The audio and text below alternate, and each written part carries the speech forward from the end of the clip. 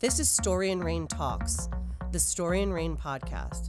I'm Tamara, founder and editor-in-chief. After over 20 years in the fashion and magazine industries, I launched storyandrain.com, a digital fashion, beauty, and lifestyle publication where we're bridging the gap between reading a magazine and shopping its pages. On this podcast, you'll discover the emerging trends and tastemakers that matter right now. As a catalyst for creativity and through candid conversations with our community of cultural arbiters, we're your resource for discovering today's most interesting people, projects, and products. And we'll explore the origins for game-changing ideas and careers. With our high-low approach to style and the belief that there's magic in the mix, we're going to inspire you to live your most stylish life.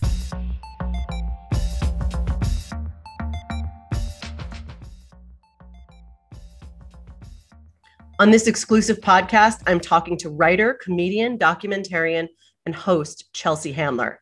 Determined to make a contribution and serve up some joy and laughter during the COVID-19 pandemic, Chelsea's touring the country this year in her latest stand-up, aptly titled Evolution, which you can catch on HBO Max. I had the unique privilege of sitting down with our May cover star during a really interesting time in her life, after a tumultuous year, and after she spent recent years really working on herself and, yes, evolving emotionally. She's shifted priorities and ways of thinking and living, becoming focused on contributing and connecting. She's shed a little anger, and she told me she's much more self-aware and proud of herself and all the decisions she's making now. Chelsea's vision is ever expanding, and why I titled her cover story Sightseeker.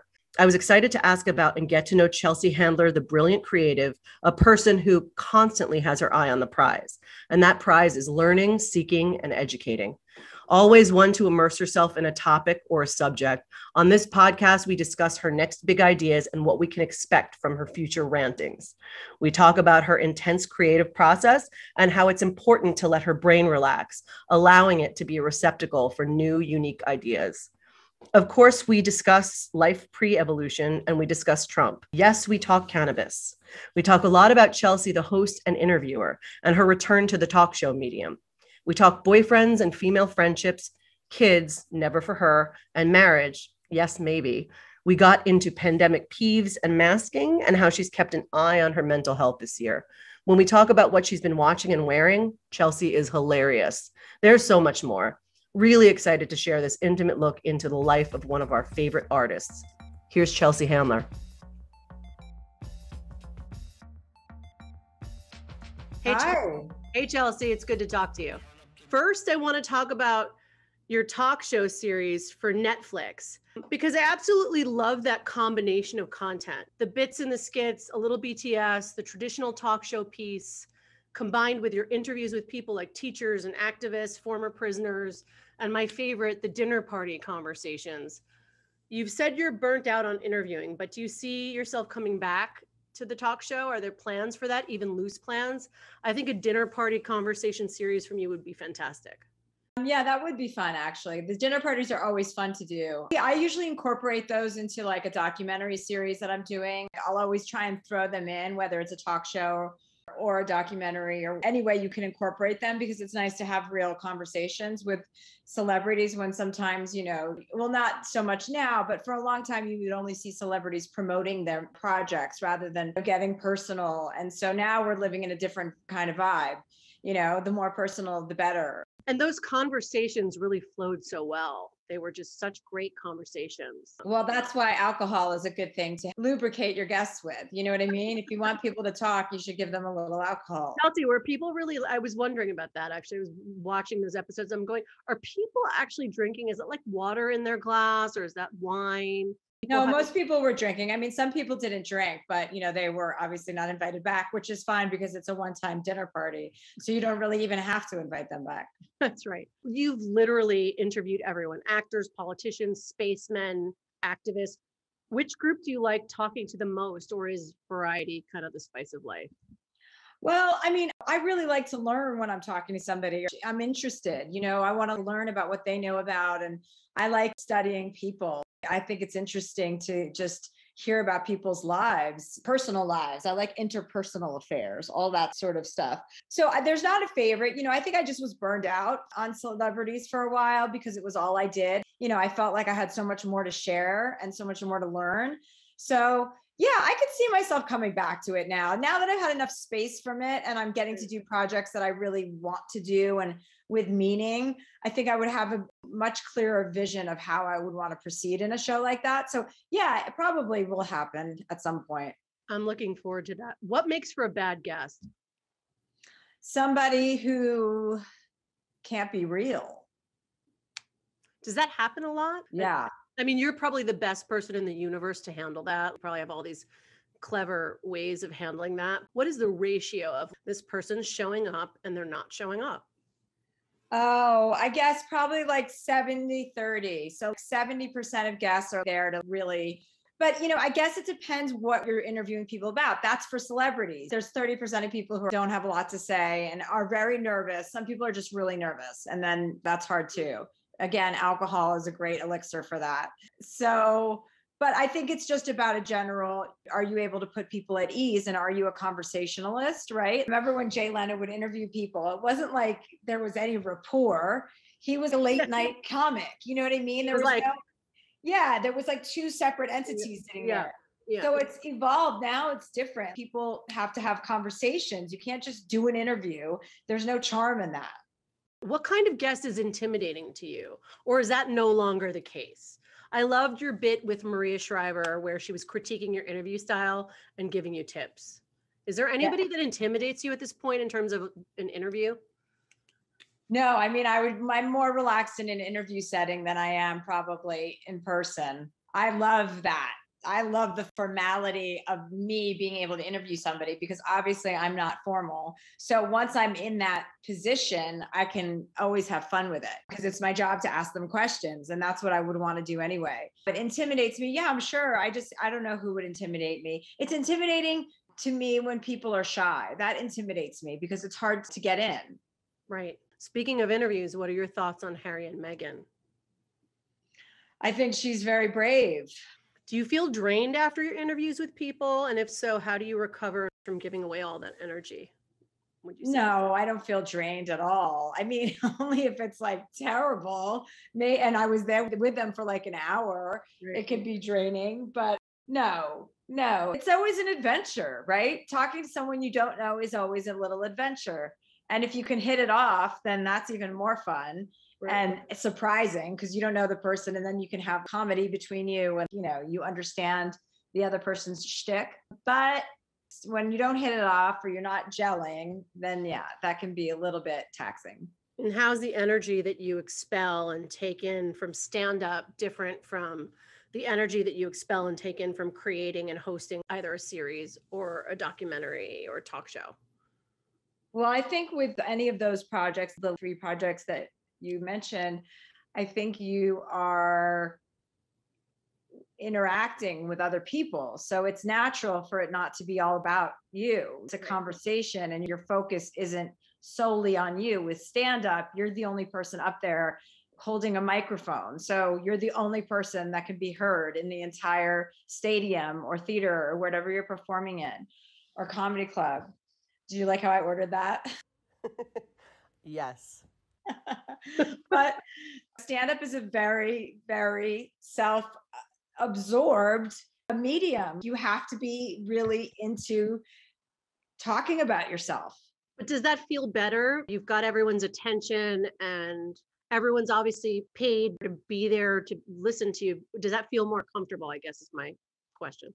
No, I think for me with other people feels more comfortable. I love being on stage though and doing that stand up. I love that feeling. I love that, control you have over the room. And I love that people have invested in being there. So there's different elements to it, but they're both rewarding in their own right. Yeah, you were saying. No, I wasn't saying anything. Go on. I was actually thinking a lot about your house, which is where our cover shoot with you will take place. You've so graciously opened up your home. It's still a pandemic. I was thinking about how much of your work occurs and is filmed in your beautiful home. I've been working out of my home for the past 6 years, like far before the pandemic. even having my team come in several days a week until the pandemic hit, of course. So I know what that's like. Your home seems to mean a lot to you. It seems like your haven. Do you ever find it hard to open up your haven for work? Do you ever think you should do less of it, or do you love doing it? Well, I love sharing my home with anybody. If I'm not there, I want people staying in it because I like for my home to be used. I just sold that house though. So I'm in Canada, Whistler, Canada. I came for 3 months to Canada for winter and I sold that house. So I'm going back to LA and moving into a rental house when I get back in April. So that's where we're actually going to be shooting this, and a house I've never been in. Well, I'm on the hunt for a house. I have to go home and house hunt. So you haven't started that process yet? I did, but I come skiing every winter in Whistler. So I started looking, but I didn't find a house. And I was coming here for the winter and I figured, fuck it, I'll get one when I get home. Yeah, find the right house. Can you share why you decided to move? I just felt like I was getting a little too comfortable in my house and I needed to shake shit up. I like that. This is something that I also think about. How and why were you able to adjust so well to LA? I'm a native New Yorker and lived in LA for 3 years. I'm so fascinated by how you assimilated. Tell me about your relationship with Los Angeles. Well, you have to understand, I felt like I belonged in Los Angeles when I was born. I thought New Jersey was not where I was supposed to be. So I always thought, oh, LA is the place for me. So it's such a natural fit. It does feel like home. That's where I will always consider home. But I spend a lot of time in different places now. Like I have no desire to live in LA all year round. You've evolved in recent years emotionally. It caused you to shift priorities, ways of thinking, ways of living. The trigger for that is and was your work with your psychiatrist. You analyzed your childhood and confronted pain and truths. Your most recent stand-up is called Evolution, released on HBO Max. We'll talk more about that. But you say that Donald Trump was a big trigger for your evolution. After he was first elected, you became very angry, and it forced you to seek some personal guidance and make a change. Your talk show, the one we were just talking about, dealt heavily in politics. Do you sort of blame the talk show content for winding you up day to day? Might you have done things differently, or do you believe the opposite, that it was necessary for your transformation and necessary to put that content out there? I think that my reaction to Donald Trump becoming the president was just like almost a spoiled little girl who had always gotten her way, and all of a sudden it wasn't my way. And I was like, what? And I had to really look at that. So I think that would have bubbled up at some point in my life. In order to have any evolution, you have to become self-aware and actually find out shitty things about yourself and deal with them and address them. And so, yeah, but I mean, I'm brave. So I had no problem going in there and saying, okay, give me the short, like the long, the dirty, the bad, and the ugly. And, paying somebody to tell you what's wrong with you is a great transaction.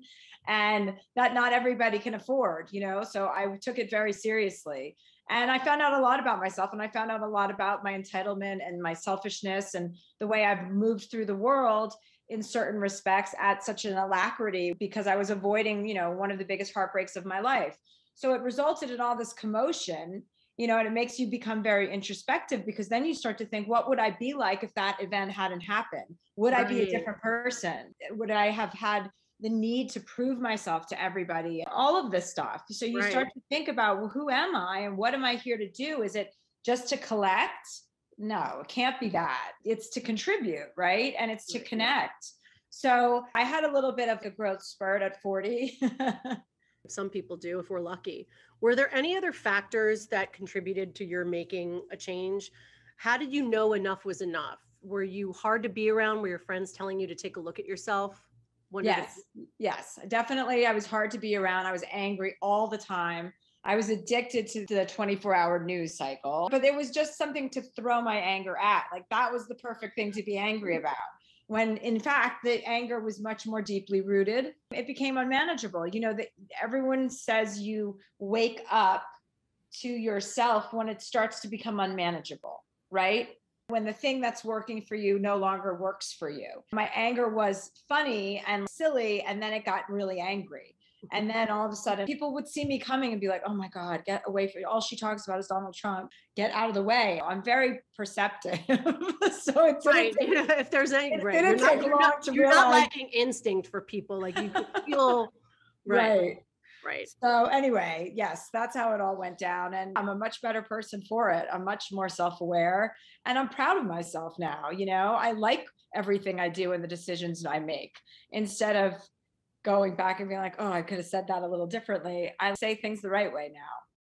Friendship is so important to you, and you have a lot of friends. There's, of course, your friend Mary, so many others, and Jennifer Aniston called you the kindest, most generous, most authentic person. I was wondering, do you believe in the idea of some people being or not being a girl's girl? What does that mean to you? Well, what it means is that they don't have a lot of girlfriends and that they're, kind of not solo, but loners a little bit. I know a lot of girls like that, but there's also a lot of girls that don't want to be in big groups of women. You know what I mean? We have a history of kind of discriminating against each other. So it's understandable. It's understandable that some women don't want to hang out with other women. And then the opposite is also understandable. So I've learned a lot about just being open to other people's thoughts and perceptions, even when they're not like your own, and trying not to judge people on that because who cares? If you can have a connection with somebody, then that's really all that matters. You can't force people to have connections with other people, and if it's somebody that you can't connect with because they're not a girl's girl, yeah, that's unfortunate, but whatever. You don't need to be friends with everybody anyway. There's too many people. That's right. Have your friendships shifted, strengthened, or maybe been edited down since your recent evolution? You're a generous person too. And I was wondering if you found that you've curtailed that side of you that likes to fix and give away to people. How has this affected your friendships? Well, first of all, I have not curtailed that. My generosity is always, always good because I love to give and I love to show up for people. And I don't care, if it's too generous. There's no bad side to it for me. You know what I mean? It gives me joy and it gives me purpose. Friendships have definitely changed since I went to therapy because it's weird, you become a different person a little bit. I became a different person, I think, immediately in a complete overcorrection, of Immediately. well, not immediately, but pretty soon I overcorrected. I became too internalized. I didn't share. I didn't insert myself. I barely talked at a couple of dinner parties because I was just trying to hold back. And people eventually were saying, what the hell is going on with you? Where are you? And then I had to go, oh, wait, you have to match your old personality with this new toolkit and marry the two. So it takes a minute. And yeah, your friendships do change because some people are down for it and some people are not. And sometimes the common thread you have with a friend isn't there anymore. Yeah. Part of your work in therapy had to do with discovering your Enneagram. Mine is so accurate. It's a fascinating subject.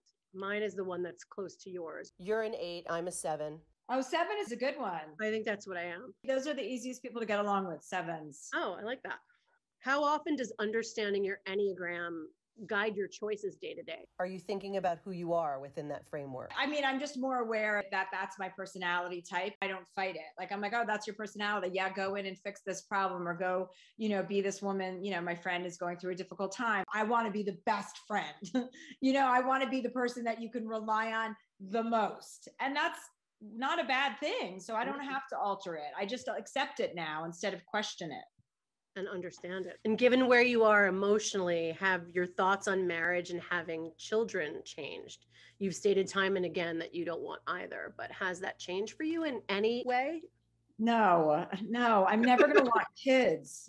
It just sounds so terrible for me. Mm-hmm. Mm-hmm. And what about marriage? I mean, I guess somebody could persuade me to marry them, because that's something that I could do and could be a fun event. But I'm 46, so I wouldn't put anything past me. I never know what I'm going to do either, but I'm not close to being married to anybody. All right, here's a question. Would you characterize any of your exes as sociopaths? That's really a question for me because I had one myself, and part of me wishes you could shame him here. I would love to shame a sociopath for you because that always registers with them. They always pick up what you're hate that, down. Right? Yeah. Sociopath. No, I don't know. Maybe. And one of the things that I've not been able to stop thinking about ever since I knew we were going to do this interview was that I really want to know how you've been feeling and doing during this past year of the pandemic, the quest for racial justice, the insurrection. I was thinking after all of your work on yourself, how is Chelsea doing now? To watch your Netflix talk show again and sort of listen to the topics that were covered at the time and read your latest book and compare that to the experience of where we are now, I wonder how you feel about it all. And if you felt better prepared now than you might have in the past to weather this year of utter difficulty. I have a bad habit of diving in to the point where I overdo it and then I need to withdraw. And especially with Trump and this administration, I've definitely made that mistake many times where I go full throttle for 5 months and then I can't even talk about it for a month. So I need to calibrate that better. But overall, other than that, I have kept myself in a pretty sane spot. Went and filmed my HBO special because I wanted to get something done during the pandemic that was a contribution to everybody. There were no stand-up specials coming out. And I wanted to make sure that I was bringing some joy and laughter during such a dark time. And it was really rewarding to be able to go back to New Jersey and film it during COVID. You know, we had to jump through hoops for that, but it was so worth it. And so I'm proud that I was able to deliver that. And I came to Canada after we won the Senate in Georgia. And I just tuned out. And I've been skiing my ass off, trying to just replenish my brain and replenish my energy so that I can come back and be available to whatever I need to be available for, and to make sure that we're fighting for racial and social justice, and all of the demands that the Progressive Party has put on this administration are worthwhile, and we need to be supporting it as a community and as a country. I've been taking care of myself mentally pretty well during this pandemic. There's been a lot of edibles and a lot of weed and some other stuff, but mostly I've read a ton of books and I've slept a lot and I've skied a lot. And I've just tried to stay away from going down any dark rabbit hole during this time, you know? Does cannabis make you more creative? It can. It can also make me a little, stupid. It depends what kind of cannabis I'm taking. Let's talk about the beginning a little bit. You talk a lot about your family, particularly your parents, and I'm really fascinated by them. You describe them as unconventional, the kinds of parents that have no rules. And I feel like you'll often see one parent in a duo who's lax, but it's more rare to hear about a parenting duo who both have the same relaxed point of view on raising kids. How did your parents find one another? Well, my mom came over from Germany when she was 19, and I believe she was working at a ski store in New Jersey. And my dad saw her legs. She had really big calves, like German calves. She was German. And my dad liked sausages. They were really muscular. And my dad saw her walking and followed her into the ski store and bought a ski sock size extra large. And then she went back to Germany and they wrote letters. And then she was coming back on one of those European ships that came to America. And he sent a ship to shore. We have this ship to shore that says, "Will you marry me when you arrive?" And then they went and eloped somewhere like St. Martin or something. So my mom was young and beautiful, and my dad was a white male. Where do you think your creative talent comes from? Is there anyone else in your family that's creative? I don't know that I've heard you talk about that sort of thing. Yeah, my dad wrote a lot. He wanted to be a poet, but that didn't work out. Right, I remember that. Yeah, and my nieces and nephews, 2 of them are writers. So I know that we have writing in our family. I think my great-great-grandmother was a performer, comedian, something like that. I've heard something like that, but I don't know for sure. And that there's definitely been a lot of writers on my dad's side, or intellectuals, people who are writing for a living. And then my mom's side I don't know a lot about my mom's side. It was Nazi Germany and my mom was a little girl. So my grandfather actually served in the German army and he was taken as a POW in America, in Iowa. My grandmother was in a labor camp in Germany at the time, and so my mother was born in Germany. When I think of Chelsea Handler as a child, I think of you as somebody who probably started thinking in quips and sound bites early on. Is that accurate? Yeah, I was really full of piss and vinegar when I was born. I mean, I don't even know where I got my personality from, but I was in charge from the minute I could talk. No one else in my family was going to tell me anything. I was in charge and I was like, everybody, I'm the leader now. Do you remember the exact moment in what I would probably think is the first transformation in your life when you connected your desire to be famous to your talents and said to yourself, I can do something with this? Because there was both, right? Wasn't there, Chelsea? There was this, I want to be famous or I'm going to be famous, but then you had talents. Do you remember when you kind of reconciled the two and said, this is something and I'm going to go and make this something? I don't know that you have talent. Or in my case, I didn't know I had talent. I knew I had something, but I wouldn't even categorize it as talent. I just wanted to be heard. I had things to say and I wanted people to hear what I had to say. And I thought they would benefit from it.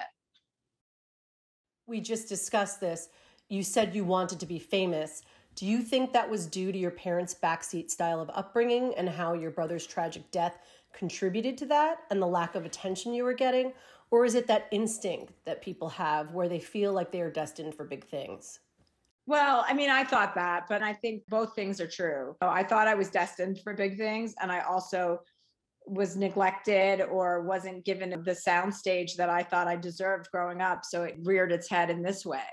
And especially after my brother died, there was definitely neglect and the inability to have the same amount of attention that you were used to. It wasn't there. There was just a vacuum. So yes, I'm sure both of those things contributed. I didn't know what I was going to do. I didn't know if I could act. I knew I couldn't sing or dance. I didn't know what it was going to be. I just had to keep looking and trying. You mentioned this a little bit earlier. You grew up reading and you still love reading to this day. Do you attribute your way with words and writing skills to always having been an avid reader, or is it something else, or is it a combination of things?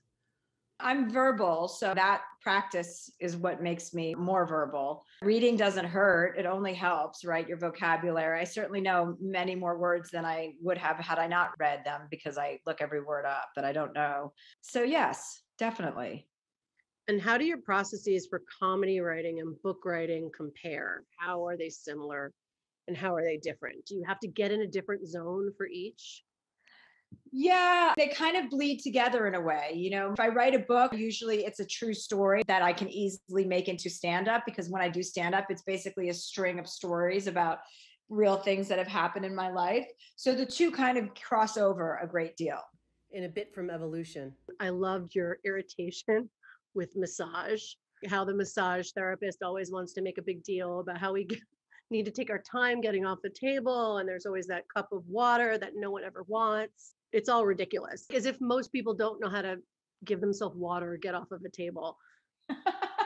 Right? Have you developed a pandemic peeve? Well, I like how everyone's masking changes based on whatever event they're going to. I mean, no one has a mask plan that is across the board what they do in every situation. Everyone is influenced by another person or another group of people. It's just absurd. Oh, are you wearing a mask? I'll wear a mask. People don't have a mandate for themselves. They're wearing a mask based on whether you want them to wear a mask. And if left to their own devices, most people wouldn't be wearing one. So I think that's a peeve. It's like, have a plan and fucking stick to it. How and when do you get your best ideas?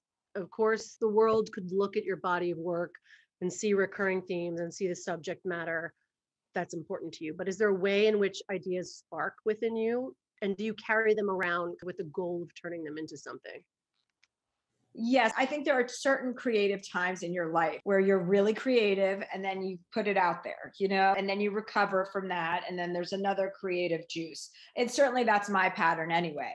I usually have a burst of creativity that will be 3 months of creating something, creating something, creating something. And then that turns into, for instance, I'll write my book and then my book turns into a stand-up tour. And then the stand-up tour turns into my stand-up special. So now it's been a bowling ball of things from one thing. And there's an evolution throughout how the material will change. And then I take 3 months and I ski and I'm not being creative at all. Right. You need that space between ideas. Would you say that when a big idea hits and you go on that journey with the idea or the set of ideas, that's when you take a break like you did in going skiing?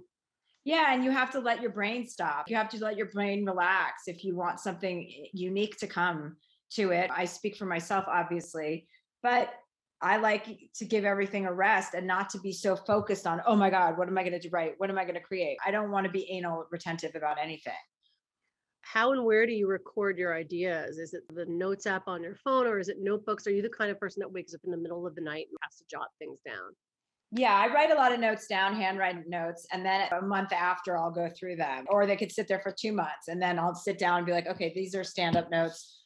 or a funny thing I heard or someone said or blah, blah, blah. And then my notes in my phone for sure. Speaking of content, why do you think the subject of alcohol and drugs has been a recurring theme in your work? Is it as simple as it's a topic that many people in this country can relate to? I talk about both things a fair amount. Right.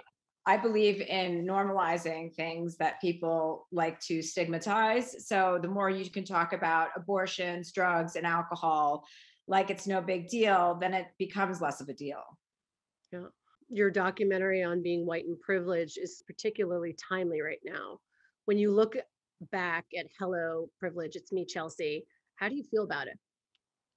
I feel glad that I was brave enough to do something that everyone told me not to do. Every white person was like, don't do that, don't do that. And it was like, but we should do it. It's our privilege. We should be talking about it. And how many directors were scared to do it with me. But it was great. It was a great experience. I worked with an awesome director who I hope to work with again.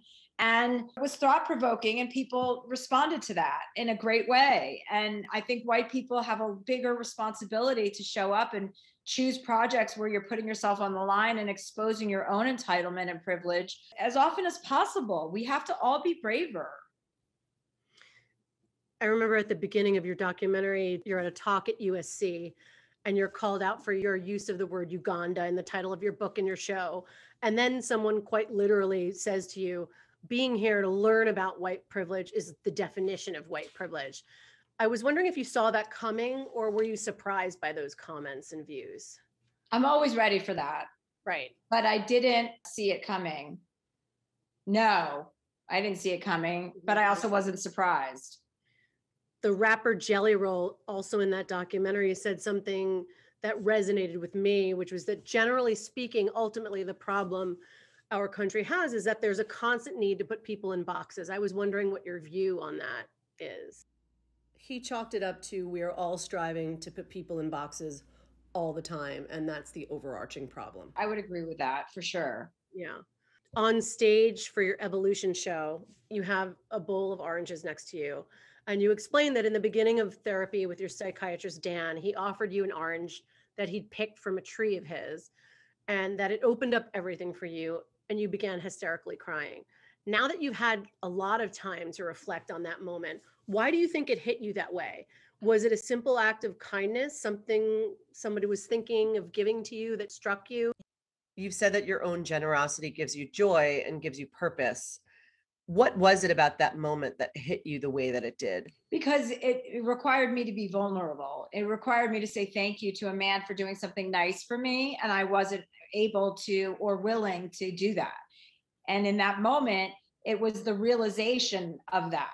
I realized he had done something nice and I couldn't even say thank you. I had to be defensive. I had to be like, oh, I hate oranges. How could you give me something that color? You know how I feel about that color since the election. Right. Side note, where was Evolution shot? At a train station. Oh, and it's an historic so train chic. station. It was so chic. It was so beautiful. Did you love that location? I did. I loved it. It was Liberty train station in Newark, New Jersey. Gorgeous. It was so pretty. Thank you. Let's do a quick Ob6 lightning round before my last question. What are you reading? Oh, I'm reading that book, Less. What are you binge watching? Oh, I'm so embarrassed to say Outlander. Outlander. My friend was like, you have to watch Outlander. You have to, this gay guy. He goes, you have to watch Outlander. And I put it on and I'm like, you can't be serious. This is so ridiculous. And now I'm on episode 6. Who is inspiring you right now? Jamila Jamil.